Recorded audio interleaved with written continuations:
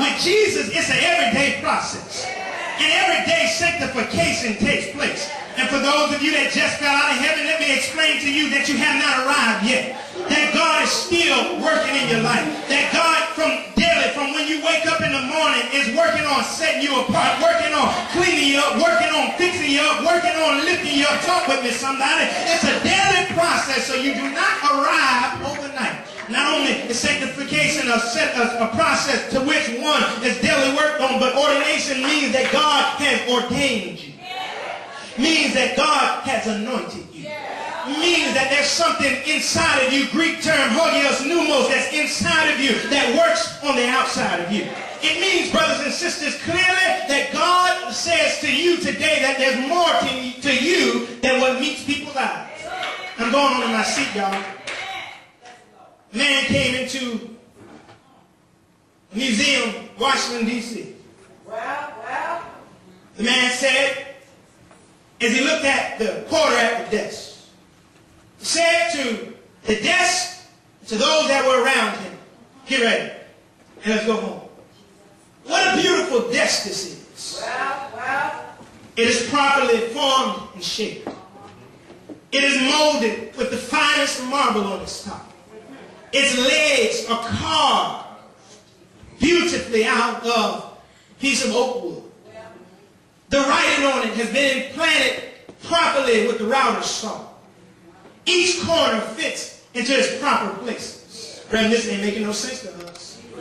Everything about this desk is just perfect. Even the glass that's on top of the desk.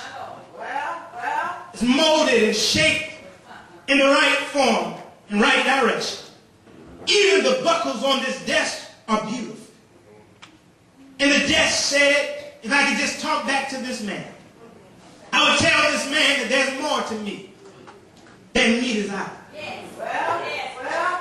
In other words, he said, I would tell him, he don't know what I've been through to look as good as I look now. He does not know the process to which my legs have gone through in order to stand here today with strength and vigor. He does not know what this marble has gone through in order to be so smooth and sit on top of the frame. Does not know what these buckles have gone through to come out looking like 14 karat pure gold. He does not know what the drawers have gone through to be carved out and shaped and molded and made into this beautiful piece of furniture. But now that still makes no sense. Jeremiah would have us to know today that if he could give a testimony of what God is saying to him, and that there's more to him than meets the eye. That folks see your glory on Sunday, but they don't know your story.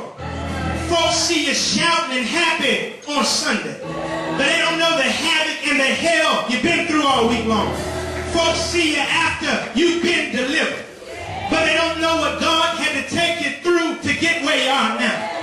Folks see you smiling went from day to day, but they don't know that it took God to turn your frown upside down.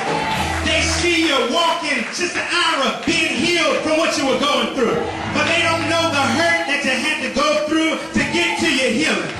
Do I have a witness here? What Jeremiah is saying is that God is speaking to him, and there's more to him than meets the eye. So I want to tell somebody here today, don't you give up on where God is trying to take you, because there's more to you than meets the eye. Don't give up on the road that God has you on, because there's more to you than meets the eye. Don't look down because of what folks say about you, but walk with your head up high, because you realize that there's more to you than meets the eye. Don't give up because folk are persecuting you, but just keep on walking in the glory of the Lord, because there's more to you than meets the eye. Don't worry about what folks say about your ministry. You just keep on ministering to the misery of the masses, granting them the mercy of the master, because there's more to you than meets the eye. And I need to pause parenthetically and prophesy over the house, because there's some people in here right now that's confused, dazed and confused, because you won't walk where God's trying to take you, because you're trying to look at where you are, but God said there's more to you than meets the eye. Eyes have not seen, ears have not heard, neither has it entered into the hearts of men what ye shall be.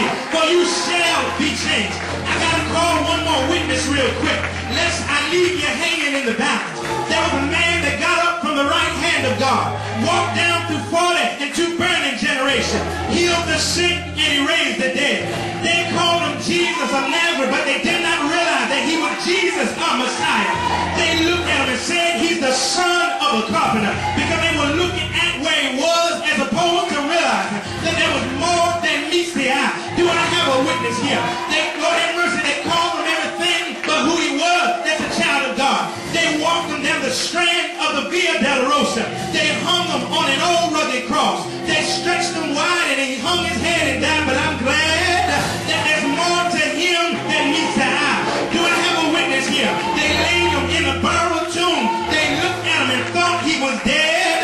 But I'm glad I can tell you that he was not dead, for he still lives today. And because he lives today, I can look in the mirror and say there's more to me than you see. There's more joy in me than you see. There's more happiness in me than you see. Is there anybody in this building that don't mind standing up and slapping your neighbor and telling your neighbor there's more to me than you see? Is there anybody that don't mind worshiping God because you realize there's more to you than what folks see today?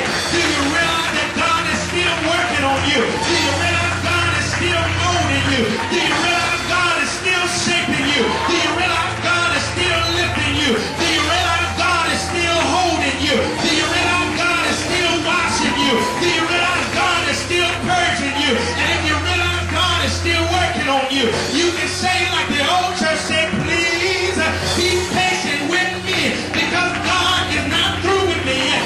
I've got to go on a little bit further, but is there anybody here that don't mind praising his name? Because you know that Jesus got up from the grave, and because he got up from the grave, you can get up from what you're going through. You can